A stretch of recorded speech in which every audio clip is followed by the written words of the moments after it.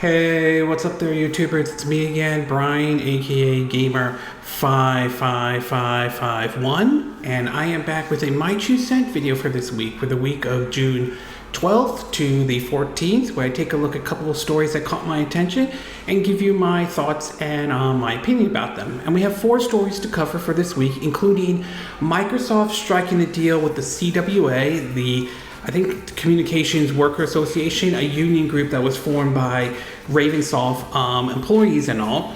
We also have the latest NPDs that have just recently came out, though, and it seems as though Switch is still doing very well. Xbox certainly had a good May, and of course it seems that Lego Star Wars, the Skywalker Saga, and Elder Rings kind of switch places, though. We do want to talk about Bright Memory Infinite, which is coming to multiple platforms, including the Nintendo Switch, one that I did not think that was going to happen, though. And of course, we had the Xbox and Bethesda Showcase, not the second one or anything like that, but the showcase that I saw. And I want to give my thoughts of what I liked and what I wasn't not sure about, and kind of mixed, though. And if you're interested in where I got a lot of these sources of information, though, links will be in the description of this video, assuming you're watching this on YouTube. But before we get started, I like to do what I like to call is the quick My 2 Cents. Stories that kind of caught my attention, and I want to give you they caught my attention, but I'm not going to go into a huge amount of details or anything like that. We learned that supposedly Phil Spencer, there's a report coming out that got really frustrated last year when one of their presentations over the use of CGI trailers, though. This has sort of been kind of some of the criticisms we've heard, how some developers focus only on cutscenes and all that stuff, or this overblow game with CGI trailers and not focus on the actual gameplay and all. Assuming this report is true, though, I kind of agree with Phil Spencer on this, though. I think it's important to basically show off some actual gameplay and not focus too heavily on CGI trailers.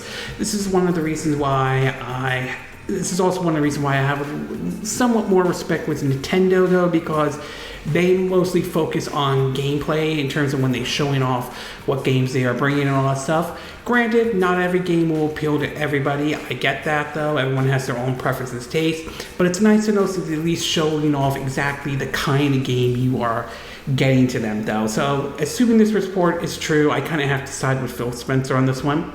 We also learned that Stalker 2, according to an Xbox graphics or a report, though, that Stalker 2 it's basically delayed until 2023. It will not be coming out this year as originally planned, though.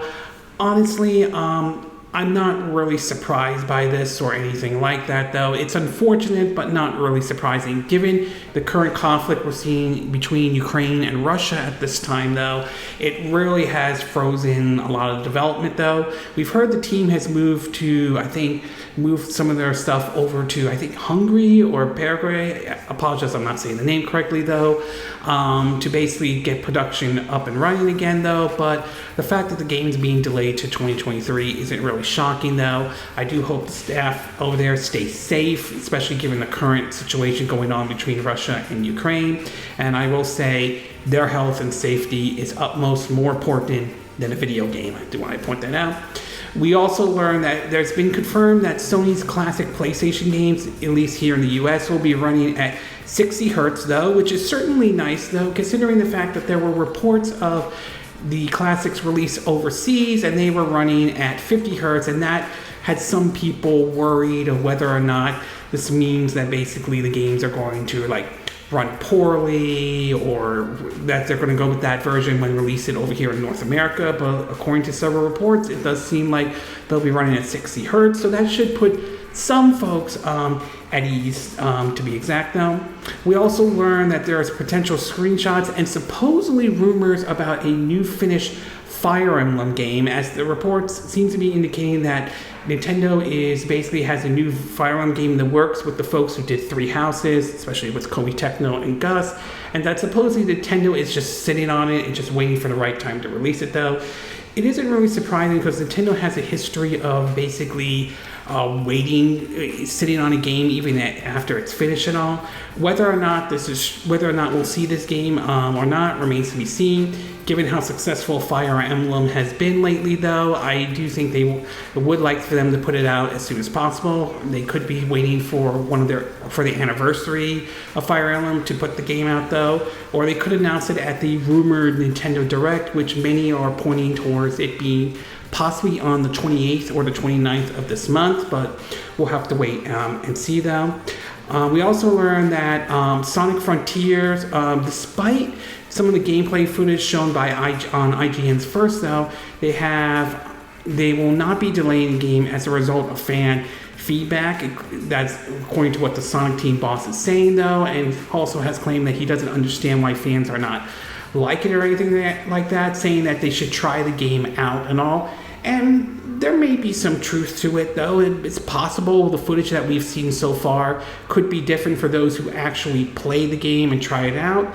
That being said, whoever chose to run that footage on IGN First, obviously that probably wasn't the best choice to make, because obviously it did not get the best response from a lot of people, though, to be exact, though. So we'll see if Sonic Frontier gets delayed or not, but the Sonic team's boss is saying right now that's not the case, though.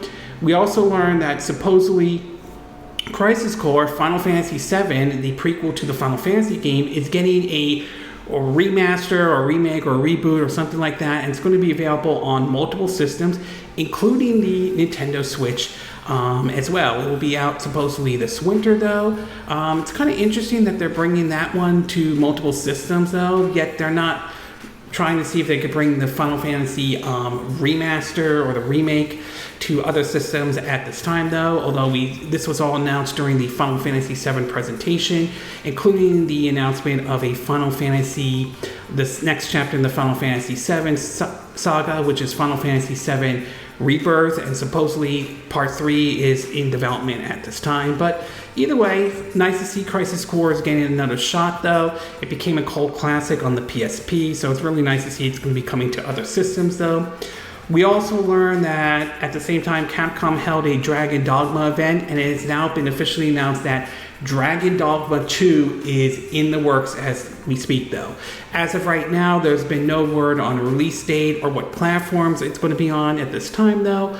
But there is report that the game is working on the RE engine, though, which is going to be really interesting to see how that engine plays out, because the original Dragon Dogma was sort of an open world approach, and basically up to this point we've only seen the RE engine used for mostly like linear games and so forth, so we haven't really seen it used for an open world approach, so it's going to be very interesting. What's also going to be interesting to see what platforms the system is going to be on, though.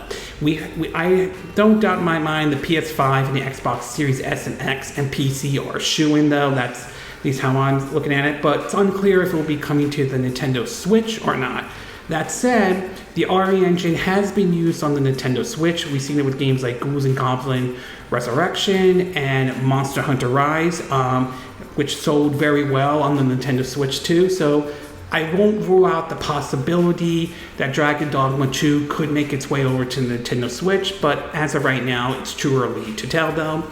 And last but not least, in the non-gaming side, we learned that in the Hollywood Reporter is that supposedly they are working on right now a sequel to Ghostbusters Afterlife. Right now, it's been supposedly titled Firehouse, though. Supposedly it has to do with how Ghostbusters Afterlife, how the ending was done, though. I'm glad to see that they're doing a sequel. I did enjoy Afterlife, though. I was a little disappointed with Sigourney Weaver's role, and a little disappointed that Rick Moranis was not in this movie, but it was still enjoyable nevertheless, and I like how they paid homage to the late Harold Ramis and all, and Egon Spengler, though. I am curious to see how the sequel will play out, to be exact. On top of that, we also learned that they are doing a animated movie and an animated TV show on Netflix. Whether or not that will capture the original, the 1980s cartoon or not, capture that kind of magic, that, of course, remains to be seen at this time. Okay, with the quick My Two Cent part now done, we'll get started with our first story, and this one had to do with the Xbox and Bethesda Showcase, though. Now, obviously, Microsoft held their event on Sunday though, with basically a follow-up with, I think it was a developer's interview and all that stuff, and they showed off a lot of games on what they were going to be showing though.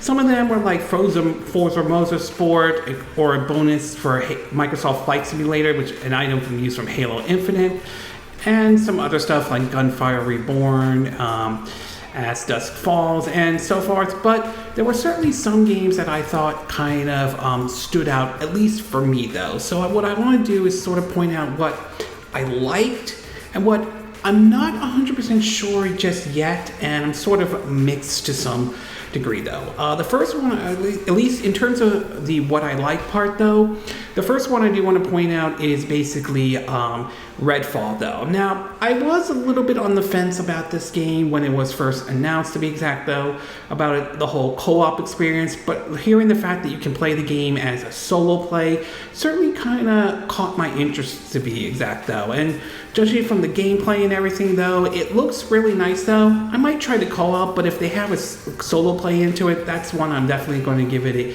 a go though.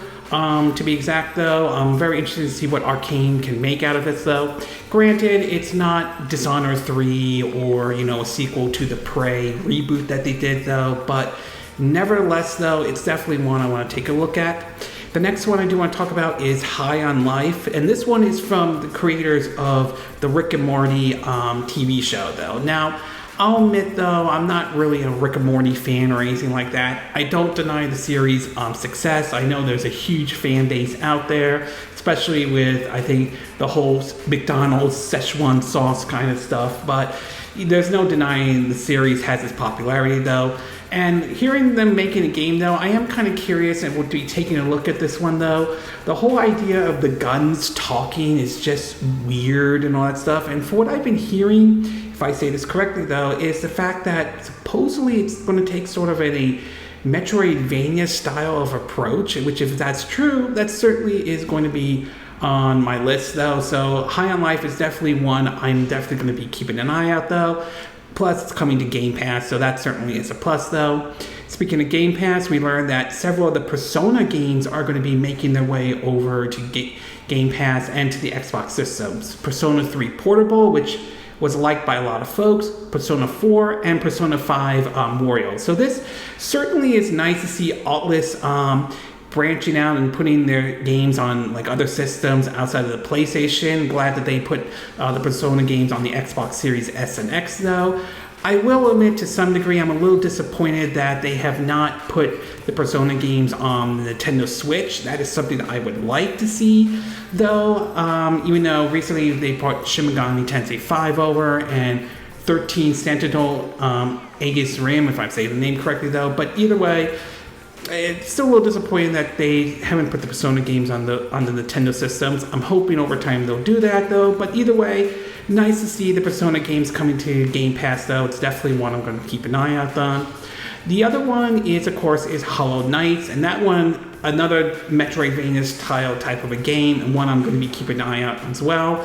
We don't have a firm release date at this time though, but supposedly it'll be coming day one to Game Pass, which is certainly nice. To be exact though, maybe we'll hear something at the rumored Nintendo Direct, assuming that rumors are true. Maybe we'll get a firm release date, a concrete release date for it though. Hopefully it will come out this year, so we'll have to wait and see on that. The other one is a Plague Tale Requiem, if I'm saying the name correctly though, and that one looks kind of interesting as well. It's from Focus Interactive. They're known for doing a lot of AA titles, to be exact, so this is one I'll definitely keep an eye out though.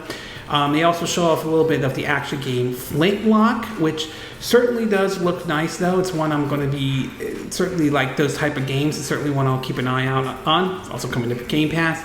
And last but not least, we had Obsidian show off their new RPG, Pentiment. Again, I apologize, I'm not saying the name correctly though. This one looks really in a 2D style, in sort of like how, those old medieval drawings and all that stuff. It looks really neat. Granted, it's not Outer Worlds 2 as some people would like to see, or Evolve, that the other one that they're working on, but this one looks really neat and one I will definitely be keeping an eye out for, since of course it's coming to Game Pass and all. As far as what I'm not sure and kind of mixed on, though, I will say the first one has to do with Kojima, basically Kojima's new game on Xbox. Right now, we don't know next to none in terms of what it is, especially considering the fact that we know it's going to be used in the cloud, so it's unclear what kind of game it might be. So it's a little too early to tell, so I'm not really sure about it, though. And its last game, Death Stranding, got a mixed response for some folks out there. Some liked it, some really did not. So we'll have to see what they come up with, though. One last thing in regarding to Kojima, there's supposedly reports of a change.org petition to tell him to basically come back to the winning side, because not everyone's happy that he is making a game for Xbox and not for like the PlayStation. And I have to say, really, is your life that pathetic because you have to do a change.org petition for basically because Kojima is making a new game for Xbox and all? Really? The other one is Diablo 4, though. I mean, I want to enjoy Diablo 4, but given the situation currently right now with Diablo Immortal and how that one has been getting hammered hard with its microtransactions and all that stuff, I am a little concerned with basically Diablo 4, though. Granted, they're saying that there will be cosmetics or anything like that, but we've seen how some developers have gotten a bit too greedy with microtransaction, and Activision Blizzard is no exception. So we'll have to wait and see, but right now I'm a little concerned with Diablo 4. The other one is Wulong Fallen Dynasty, though. We really don't have much on that game other than basically the game, just a trailer and all that stuff, like CGI trailer, though. We know it's being developed by Team Ninja, and it will have also folks who worked on the No and the Bloodborne series, which makes me kind of think that this is going to be sort of similar to what Nioh was, sort of a Souls-like game, which if that's the case, I'm certainly down with that, but I need to see more gameplay and all. And last but not least was Starfield. They finally showed off actual gameplay of it, though, and their response has been kind of mixed, though, and I have to say, some of it I expected in terms of the gameplay, some of it I'm a little bit concerned about. In terms of the combat and everything like that, it seems to play very much close to what Skyrim and Fallout 4 was, to be exact, and that certainly isn't necessarily a bad thing. I will admit there is what they showed with the frame rates seemed to be some concerns, though. Hopefully they will iron that out by the time the game comes out, though. The whole idea of building stations and all that stuff, again, sounds very interesting. Some of the space combat looks really neat, though. But the idea of exploring over 1,000 planets, that has gotten some people worried about it, that it will just be a copy-paste kind of approach, though. I'm not really sure about the 1,000 planet things. We saw what happened with No Man's Sky when that originally launched, and how, well, that didn't exactly sit very well with a lot of people. Now, granted, over time that game got fixed, but it certainly there were not people who felt like they were misled. And given how Bethesda handled Fallout 76, though, and Todd Howard, yeah, I can see why some people may be a little bit concerned. So I'm still mixed with Starfield. There's certainly shows some promising. I like some of the ideas they're doing, but I'm also very concerned about this becoming another Fallout 76 type of situation. So overall, I would say the Xbox Bethesda Showcase was good. Nothing didn't blow my socks off or anything like that, but it certainly wasn't terrible. There were certain games I enjoyed, some I'm still mixed about, to be exact, though. But you know what? Like anything in the showcase, there are going to be parts some people like and some parts some people don't like. So for me, it wasn't bad, just nothing spectacular or all. Okay, we're going to take a quick break. When we get back, we'll get to part 2. And this one has to do with Bright Memory Infinite coming to multiple systems, including the Nintendo Switch. So we'll take a quick break, and we will be right back.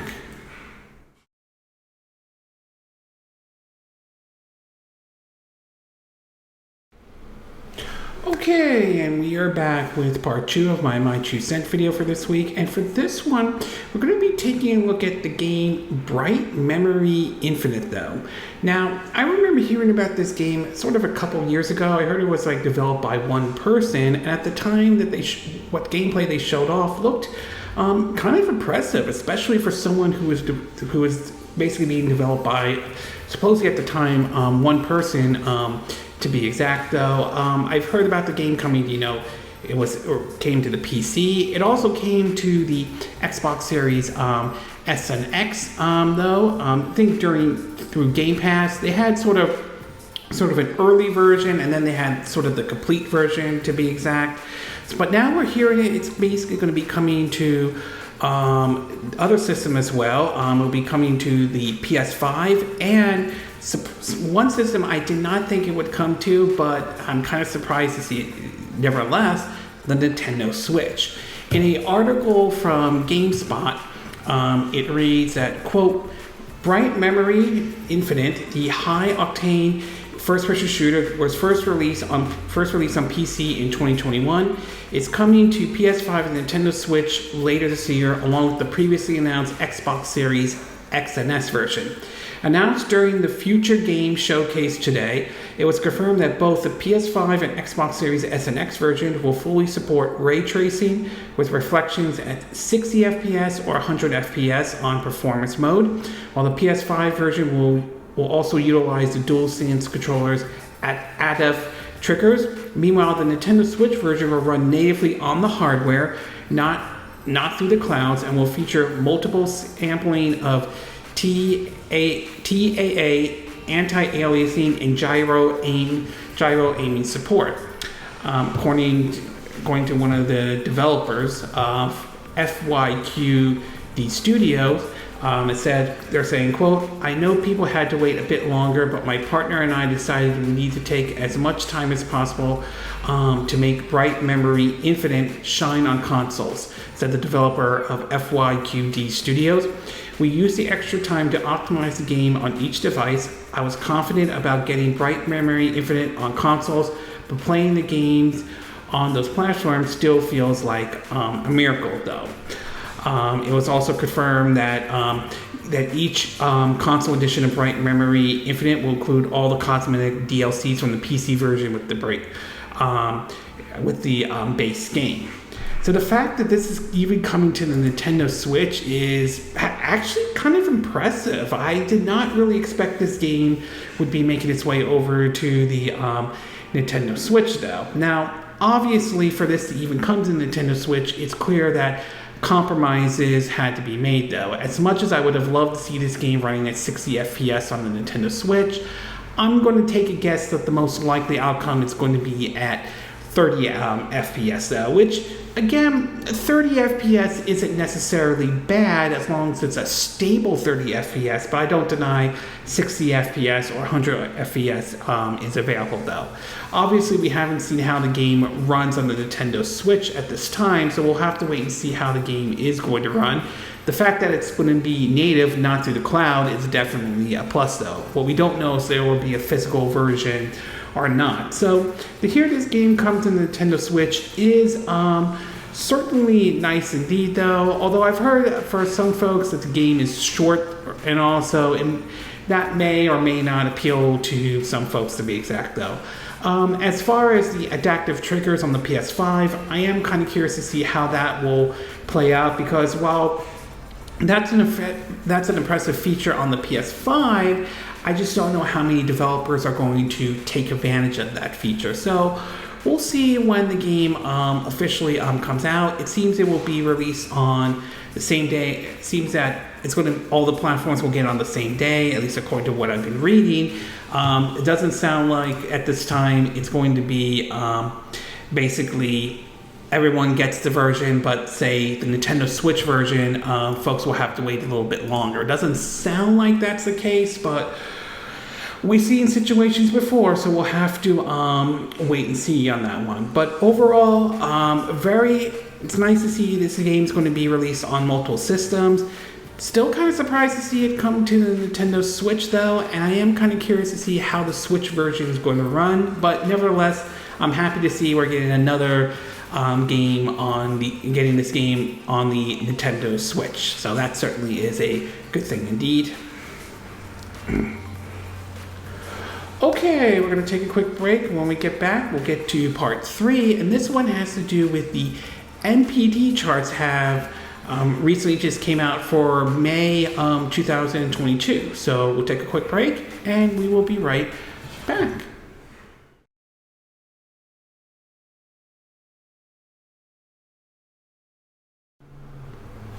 Okay, and we are back with part 3 of my 2 cent video, and for this one, we're going to be taking a look at May 2022's NPD charts. So the NPD charts have been released though, and while it doesn't sound like there were any major big titles that came out, to be exact though, the numbers are still kind of interesting though, as we saw basically the top 2 games, Lego Star Wars Saga and Elden Rings, basically switched place, while we've learned that basically both the Nintendo Switch continues to sell very well, and it seems as though Xbox Series X and S is doing actually very well this month though. So over in terms of the charts, in terms of the top 20 best-selling games of May 2022, we have basically Elden Ring at number 1, Lego Star Wars The Skywalker Saga at number 2, Nintendo Switch Sports at number 3, Evil Dead the Game, a new entry, at number 4, MLB The Show at number 5, Kirby and the Forgotten Land at number 6, Call of Duty Vanguard at number 7, Mario Kart 8 at number 8, no pun intended, Gran Turismo 7 at number 9, Pokemon Legends Arceus at number 10, Minecraft at number 11, Horizon Forbidden West at number 12, Animal Crossing New Horizon at number 13, Super Smash Bros. Ultimate at number 14, Call of Duty Black Ops Cold War at number 15, FIFA 22 at number 16, Mario Party Superstar at number 17, Pokemon Brilliant Diamond Shining Pearl at number 18, Call of Duty Modern Warfare 2019 at number 19, and Elder Scrolls V Skyrim at number 20. It was last month ranked at number 34. That game just won't die. It will just continue selling, though, to be exact. So interesting to see Lego Star Wars and Elden Ring kind of trade places, though. In terms of the best-selling games of 2022 so far, we have, we have Elden Ring at number 1, Lego Star Wars The Skywalker Saga at number 22, Pokemon Legends Arceus at number 3, Horizon Forbidden West at number 4, MLB The Show 22 at number 5, Call of Duty Vanguard at number 6, Gran Turismo 7 at number 7, Kirby and the Forgotten Land at number 8, Mario Kart 8 Deluxe at number 9, Madden NFL 22 at number 10, FIFA 22 at number 11, Minecraft at number 12, Nintendo Switch Sport at number 13, Marvel Spider-Man Miles Morales at number 14, Monster Hunter Rise at number 15, Dying Light 2 Stay Human at number 16, Animal Crossing New Horizon at number 17, Mario Party Superstar at number 18, Super Smash Bros. Ultimate at number 19, and Call of Duty Black Ops Cold War at number 20 though. In terms of the top best-selling games of the 12 months, we have Elden Ring at number 1, Call of Duty Vanguard at number 2, Madden NFL 22 at number 3, Pokemon Brilliant Diamond and Shining Pearl at number 4, Lego Star Wars The Skywalker Saga at number 5, Battlefield 2042 at number 6, FIFA 22 at number 7, Far Cry 6 at number 8, Pokemon Legends Arceus at number 9, and Mario Kart 8 Deluxe at number 10. Over on the Nintendo platform, the top 10, we have Nintendo Switch Sport at number 1, Kirby and the Forgotten Land at number 2, Lego Star Wars The Skywalker Saga at number 3, Mario Kart 8 at number 4, Pokemon Legends Arceus at number 5, Animal Crossing New Horizon at number 6, Super Smash Bros. Ultimate at number 7, Mario Party Superstar at number 8, Pokemon Brilliant Diamond and Shining Pearl at number 9, and The Legend of Zelda Breath of the Wild at number 2.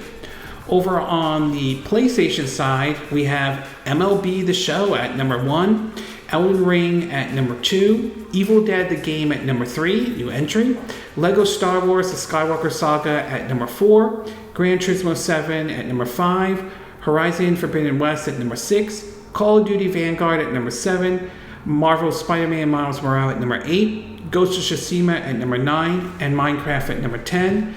And over onto the Xbox side, we have Elden Ring at number 1, Lego Star Wars The Skywalker Saga at number 2, Evil Dead the game at number 3, new entry, Call of Duty Vanguard at number 4, Call of Duty Black Ops Cold War at number 5, FIFA 22 at number 6, Call of Duty Modern Warfare 2019 at number 7, Call of Duty Black Ops 3 at number 8, Forza Horizon 5 at number 9, and Halo Infinite at number 10 though. In terms of systems though, according to, let me see if I could, just restart that. Oops. Okay, here we go. According to Matt Piscatella from the NPD, he says, quote, Nintendo Switch led all hardware platforms in both units and dollar sales in May 2022. Switch was also the market-leading platform in hardware units sold year to date, while the Xbox Series generated the highest dollar sales in period. So, assuming this is correct though, the Switch was at number 1, Xbox Series S and X at number 2, and the PS5 at number 3. So basically, when you look at this list though, it's clear that there wasn't really anything huge or any big games that came out though. So what we just saw was just basically Skywalker Saga, Lego Skywalker Saga, and Elden Rings really switch places and all. But either way though, it amazes me that Elden Ring is still doing very well, and same with Lego Skywalker Saga. I mean, the fact that Elden Ring is a Souls-like game didn't really turn people off, and that game continues to do very well, to be exact. And to see the Xbox Series S, X, and S do very well, coming in at second place behind the Nintendo Switch, obviously it's an indication that, I've said this before and I'll say it again, this generation is a lot different. This isn't what it was back during the the Wii U, PS4, Xbox One era. This is a completely different generation and all. And it also seems to indicate that the whole chip shortage, which while it's certainly having an impact on the Xbox Series X, it's definitely having an impact on the PS5. And it certainly is a problem Sony needs to try to figure out and address or anything like that. While I don't think this means the PS5 is a failure or anything like that, it's not. It's definitely not it definitely is not the one-sided domination that the PS4 experienced during that generation though. So overall though, I would say very impressive. I would say very impressive numbers though. Obviously no big releases, so no huge changes at all, but still impressive to see Elden Rings do very well nevertheless, and still very interesting to see how the Xbox Series systems, X and S, are really doing very well indeed, despite the chip shortage situation. And it also seems to indicate that perhaps releasing the Series S was not a bad move for Microsoft on their part though. Okay, we're going to take a quick break. When we get back, we'll get to our fourth and final part of our My 2 Cent video, and this one has to do with Microsoft striking a deal with the CWA, I believe it's the Communication Workers Association, if I'm saying the name correctly though, in terms of the whole unionization and all that stuff. So we'll take a quick break, and we will be right back.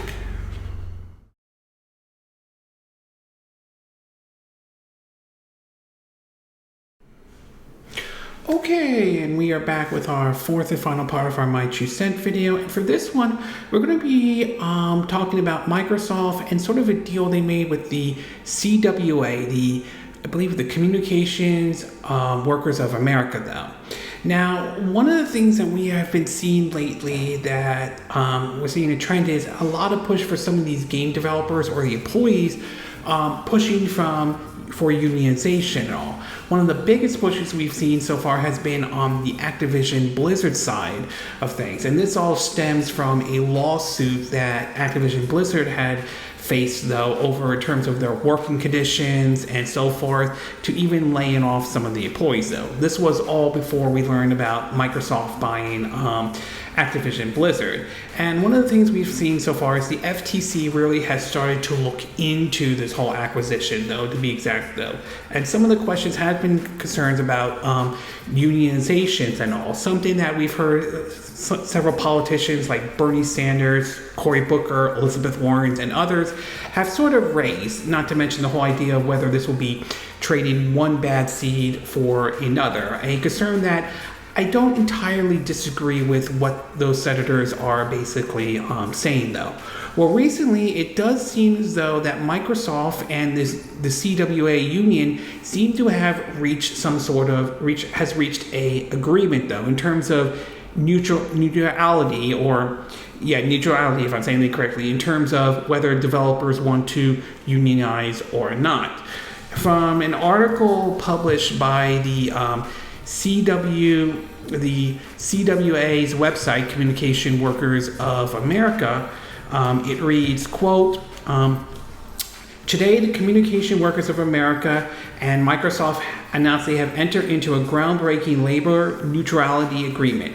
The agreement will apply at Activision Blizzard beginning 60 days after Microsoft's acquisition closed, and it reflects a fundamental belief by both organizations that enables workers to freely and fairly make choices about union representation will benefit Microsoft and its employees and create opportunities for innovation in the gaming sector. This agreement provides a pathway for Activision Blizzard workers to exercise their democratic rights to organize and collective bargain after the closure of the Microsoft acquisition and establish a high road frame rate for employees in the gaming industry, though, said the CWA president. Microsoft's binding commitment will give employees a seat at the table and ensure that the acquisition of Activision Blizzard benefits the company's workers and the broader video game labor market. This agreement addresses CWA's previous concerns regarding the acquisition, and as a result, we support its approval and look forward to working closely with Microsoft after our deal is closed. Earlier this month, we announced a set of principles that will guide our approach to labor organization, and that Activision Blizzard acquisition is our first opportunity to put these principles in practice, said Microsoft's president and vice chair. Vice chair. We appreciate CWA's collaboration in reaching this agreement, and we see today partnership as an avenue to innovate and grow together. Again, you can read the article yourself, though. Again, links aren't be in the description, though. Assuming everything checks out perfectly fine, though, I think this is good. I think this is a very good thing, though, and I do believe that, and I've said this before many times, though, I do believe that the employees are within their right to decide whether unionization is the right direction to go. Again, weigh the pros and cons and see if this is the direction they truly want to go, though. And while I agree that unions should not threaten, intimidate, or press people to join the union, though, same rule will apply to those who push any kind of union-busting tactics of any sort whatsoever, though. So this is definitely nice indeed, though. And it'll be interesting to see if this sort of spreads out to other sectors of the gaming industry itself, though.